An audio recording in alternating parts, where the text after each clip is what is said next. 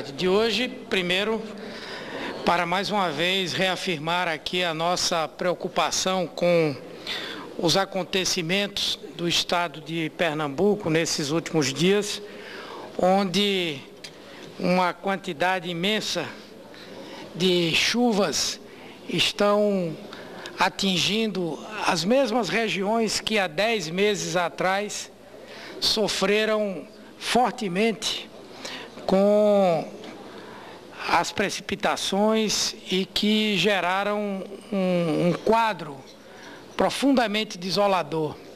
Agora, quando o processo de recuperação estava se fazendo, nós somos novamente alvo da fúria da natureza. Hoje, o governador Eduardo Campos está em Brasília, toda a bancada de Pernambuco, daqui a pouco, às 17 horas, vai se dirigir com ele ao Palácio do Planalto para conversar com o secretário-geral da presidência e tentarmos uma conversa também com a presidenta Dilma, mas me cumpro com o dever de informar a essa casa e de pedir aqui a solidariedade do Congresso, de todos os nossos pares, porque de fato é uma situação de calamidade pública com enorme sofrimento para a nossa população. Mas queria também, na tarde de hoje, aqui fazer o registro de um importante momento para o Congresso Nacional e para a saúde do Brasil. Hoje pela manhã, o ministro Alexandre Padilha esteve na Comissão de Assuntos Sociais e realmente conseguiu atender às expectativas de todos aqueles que lá estavam.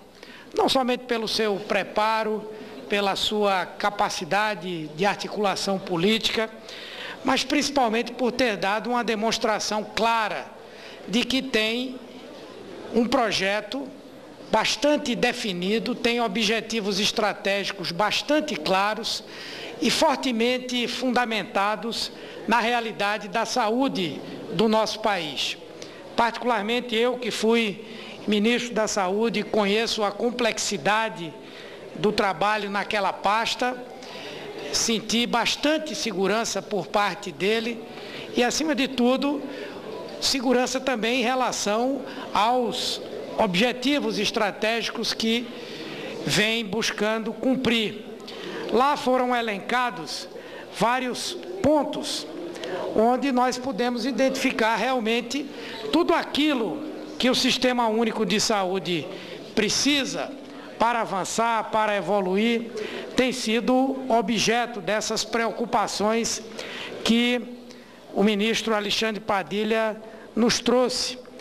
E o mais importante é que esses objetivos eles estão baseados num quadro, num cenário da realidade brasileira que é, de fato, fidedigno em relação aos problemas que nós temos hoje. E lá claramente manifestaram-se as preocupações de melhorar a qualidade da gestão. Nós sabemos que, de fato, no Brasil, nós temos problemas na gestão do Sistema Único de Saúde. Existem, de fato, ralos, inoperância, ineficiência, e há uma preocupação do atual governo e do seu ministro da Saúde em procurar enfrentar esse problema por meio de vários mecanismos. O objetivo de adquirir melhor os insumos, de realizar parcerias público-privado para a produção de medicamentos e a contratação do INDG, que muitos aqui conhecem e sabem que hoje é uma instituição importante no estudo e na aplicação de medidas para a gestão pública. Mas tivemos também lá a oportunidade de discutir a questão que me parece ser a mais crucial hoje para o sistema de saúde e que eu pretendo trazer aqui a essa discussão. Temos enormes projetos, sabemos tudo que é necessário. É preciso ampliar a formação de profissionais no Brasil, particularmente profissionais médicos. É preciso melhorarmos a gestão, como foi dito aqui. É preciso ampliarmos o acesso a diversas políticas e eu fiquei extremamente satisfeito ao ver a ampliação de programas, de propostas, de políticas que eu tive a oportunidade de criar quando estava no Ministério da Saúde. O SAMU, que vai se tornar um programa efetivamente universal. O programa Brasil Sorridente, que quando nós começamos a implementar, além da atenção básica, o atendimento de média complexidade e que agora vai incorporar, inclusive, um atendimento de uma complexidade maior. O Sistema Único de Saúde vai começar a trabalhar com implante dentário e também com a ortodontia, a correção dos problemas ortodônticos, o que é uma coisa extremamente importante. Assim como a ampliação da farmácia popular, outro programa que nós tivemos a oportunidade de criar quando estávamos lá no Ministério da Saúde e que agora passa a distribuir gratuitamente medicamentos para hipertensão e diabetes num crescimento importante da sua clientela, além de tantas e tantas coisas. Mas para isso, nós precisamos discutir com seriedade um assunto importante. Existem problemas de gestão no Sistema Único de Saúde? Existem. Existe corrupção, como tem sido denunciado? Existe, muito embora no passado isso tenha sido muito mais intenso e hoje nós temos mecanismos de controle muito mais efetivos do que tínhamos há alguns anos atrás. Existem todos esses problemas, mas não são esses nem os únicos, nem os principais problemas do Sistema Único de Saúde. O principal problema do SUS hoje é de financiamento. Ninguém consegue passar impune a uma redução de 40 bilhões de reais ano a que o Ministério foi submetido com a extinção da chamada CPMF. Os problemas que nós enfrentamos hoje, eles são problemas extremamente graves e que terão que ser resolvidos por uma melhor gestão, por um maior combate à corrupção. Eu, pessoalmente, apresentei e vou trabalhar junto a cada um dos senadores e senadoras aqui para aprovar a nossa proposta de lei de responsabilidade sanitária, cujo objetivo é exatamente melhorar a gestão, punir o mau gestor, fazer com que o dinheiro público seja bem aplicado. Porém, por mais eficientes que nós sejamos na tarefa de melhorar a gestão ou de acabar e combater a corrupção, os recursos para a saúde, eles serão insuficientes. Eu dizia lá, pode contratar o próprio Gerdau para ser ministro da Saúde, quem quer não vai resolver, porque sem dinheiro nós não teremos condição de resolver. O Brasil, ele investe em saúde na área pública menos do que qualquer país que tenha um sistema semelhante, um sistema universal.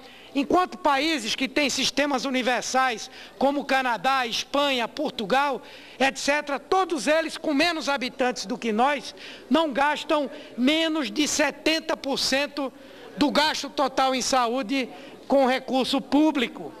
E o Brasil, no máximo, as melhores estatísticas falam de 55%, de 45% de gasto público em saúde no gasto total. Portanto, essa casa, o Congresso Nacional, se virão obrigados a debater esse tema. Nós precisamos encontrar caminhos e mecanismos para viabilizar concretamente o financiamento da saúde no nosso país. Primeiro, precisamos aprovar a regulamentação da Emenda Constitucional 29. A Câmara está começando a fazer um esforço para essa aprovação. Um acordo em que vai retirar o destaque de criação da CSS para que nós pelo menos obriguemos as prefeituras, os governos estaduais e o governo federal a gastarem aquilo que a Constituição prevê para os gastos mínimos em saúde. E segundo, nós começarmos a discutir onde nós vamos buscar recursos para financiar a saúde no Brasil. Naturalmente que esse não é um debate fácil. A sociedade certamente não haverá de querer destinar mais recursos para a saúde se ela não tiver a certeza, a convicção de que esses recursos serão gastos de forma adequada. Por isso, o debate de mais recursos tem que acontecer com o debate da responsabilidade sanitária, com o debate da melhoria da gestão no nosso país.